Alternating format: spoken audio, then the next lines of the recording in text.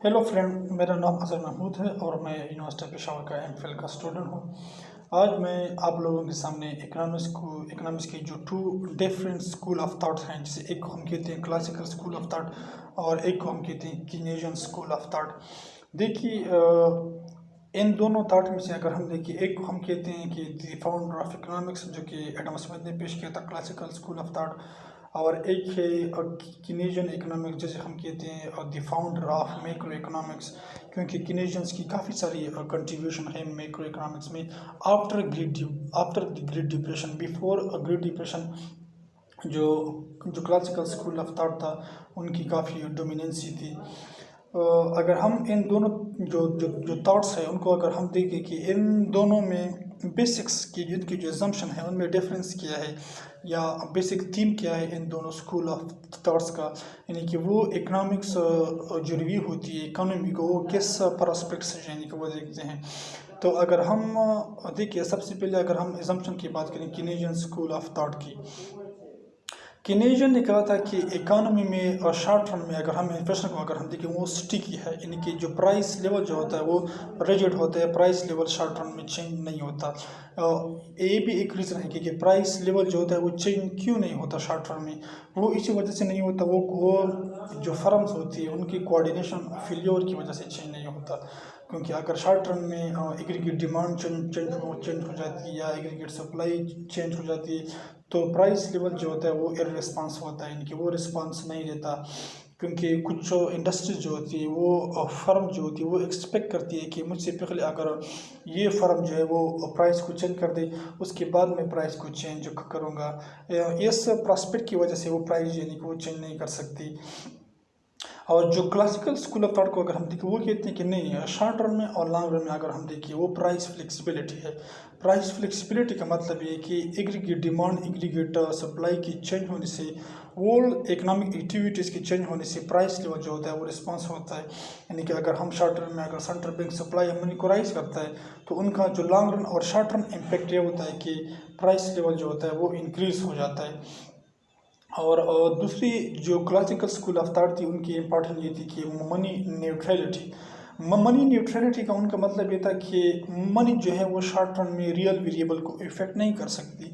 लेकिन कीनेजियन ने कहा था कि नहीं, शॉर्ट रन में भी जो सप्लाई मनी जो होती है, जो मॉनेटरी पॉलिसी होती है, वो जो रियल वेरिएबल जो होती है उनको इफेक्ट कर सकती है। दूसरी साइड्स को अगर हम देखें, जो दूसरी एजम्पशन भी है कीनेजियन स्कूल ऑफ थॉट की, वो क्या है, वो इफेक्टिव डिमांड है।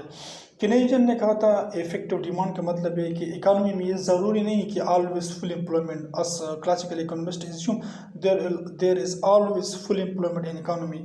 According to Keynesian, it may be full employment, it may be above full employment, or it may be below full employment, but the situation is not static upon in the full employment situations. According to Keynesians, though, we focus on effective demands. According to Keynesian, consumption is the only determinant of the actual income. It means disposable income. यानी कि Keynesian का ये कहना था कि हमारी जो consumption है, जो हाउस होल्ड होती है, जो हम डेली बेस पे हम जो कि ड्यूरेबल गुड्स होती है, नॉन ड्यूरेबल गुड्स होते हैं, वो हमारी कंजम्पशन डिस्पोजेबल इनकम पे डिपेंड करती है। वो उस इक्विलिब्रियम इनकम पे डिपेंड नहीं करती जिस पे इकोनॉमी इक्विलिब्रियम में है। यानी कि डिस्पोजेबल इनकम का मतलब है कि जब हम अपने इनकम से जो इनकम टैक्स होती है उनको माइनस कर देते हैं, तो हमारे पास जो इनकम बच जाती है कि जिनको या तो हम कंज्यूम कर सकते हैं या हम सेव कर सकते हैं, उसे हम क्या कहते हैं, डिस्पोजेबल इनकम हम कहते हैं। तो कीनेजियन ने कहा था कि इफेक्टिव डिमांड का मतलब है कि consumption is the only function of disposable income. इसको हम क्या कहते हैं, साइकोलॉजिकल लॉ ऑफ कंजम्पशन भी हम कह सकते हैं, और ऐसे हम एब्सोल्यूट इनकम हाइपोथेसिस भी हम कह सकते हैं। लेकिन अकॉर्डिंग टू, अगर हम इस एजम्पशन की एनालिसिस को देखें अकॉर्डिंग टू क्लासिकल कॉन्टेक्स्ट, तो वो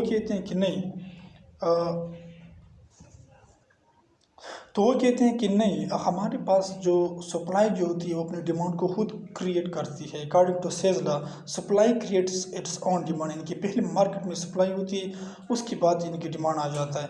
तो ये इनके डिफरेंस उनकी एजम्पशन के दरमियान क्या है, यानी कि वो कंपैरिजन है, और डिफरेंट अदर व्यू भी है इनके दरमियान। क्योंकि वीडियो ज़्यादा लंबी हो रही है, इसी वजह से मैं वीडियो को ज़्यादा लंबी नहीं करूँगा, बल्कि आगे फर्दर अदर एजम्पशन है उसकी डिफ्रेंशिएट करूँगा।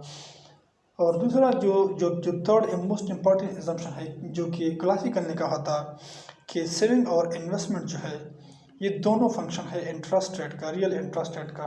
اگر ہم انٹرسٹ ریٹ کو رائز کر دیتے ہیں تو ان سے سیونگ بڑھ جاتا ہے اور کنزمپشن کم ہو جاتی ہے، اور اگر ہم انٹرسٹ ریٹ کو بڑھا دیتے ہیں تو اس سے ایک کنسیکوینس یہ بھی ہوتی ہے کہ اکانومی میں انویسٹمنٹ کم ہو جاتی ہے، یعنی کہ ایکولیبرم پوزیشن جو ہوتا ہے وہ ڈسٹربس ہو جاتی ہے اکانومی میں، اکارڈنگ ٹو کلاسیکل اکانومسٹ۔ لیکن کینیجن کی ویوز اگر ہم اس ایگزامپشن کو دیکھیں، انہوں نے کہا تھا کہ نہیں، انٹرسٹ ریٹ کے علاوہ ادر بھی فیکٹر ہیں جو ہماری سیونگس کو اگر ہم دیکھیں، انویسٹمنٹ کو اگر ہم دیکھیں، ان کو امپیکٹ کرتی ہے، جس لائک کنزیومر کی ریشنل اور اڈاپٹیو ایکسپیکٹیشن کو اگر ہم دیکھیں، اگر ہم انویسٹر کی آپٹیمسٹک فیوچر ایکسپیکٹیشن کو اگر ہم دیکھیں، اگر ہم انویسٹر کی فیوچر پیسمسٹک ایکسپیکٹیشن کو اگر ہم دیکھیں، تو وہ بھی ہماری ان کی فیوچر کی ایکسپیکٹیشن جو ہے وہ ہماری ایگزسٹنگ ایکولیبریم پوائنٹ ہے جو کہ سیونگ اور انویسٹمنٹ سے ڈٹرمنٹ ہوتا ہے، ان کو وہ ڈسٹرب کر سکتی ہے۔ تو دوستو، بات کہنے کا مطلب یہ ہے کہ اگر ہم کلاسیکل اسکول آف اکنامکس اور ہم کینیجین اسکول آف اکنامکس ان کو اگر ہم اکٹھا پڑھتے ہیں تو اسے ہم کیا کہتے ہیں، نیو کلاسیکل سینتھسز، جسے ہم نیو کلاسیکل کینیجین اکنامکس بھی ہم کہہ سکتے ہیں، یا نیو کینیجین اکنامکس بھی ہم ان کو کہہ سکتے ہیں۔ تو یہ کیا تھے ان کے نیو کلاسیکل سینتھسز۔ نیو کلاسیکل جو سینتھسز ہے ان کا بیسک تھیم یہ ہے کہ اگر آپ شارٹ ٹرم اکنامکس کو ڈسکس کر رہے ہیں تو شارٹ ٹرم اکنامکس کے جو کینیجین کی جو بیسک پرنسپل ہے وہ ایڈوانٹیجز ہوتی ہے اکانومی کے لیے، یعنی کہ شارٹ ٹرم اکنامکس اگر آپ ڈسکس کرتے ہیں تو آپ کو کینیجین اکنامک جو ہے یعنی کہ وہ کنٹیکس میں ڈسکس کرنا ہوگا اکانومی کو۔ اگر آپ لانگ رن میں اکانومی کو دیکھتے ہیں، so the classical economics is better than Keynesian economics according to new classical synthesis. Oh, goodbye. Thank you.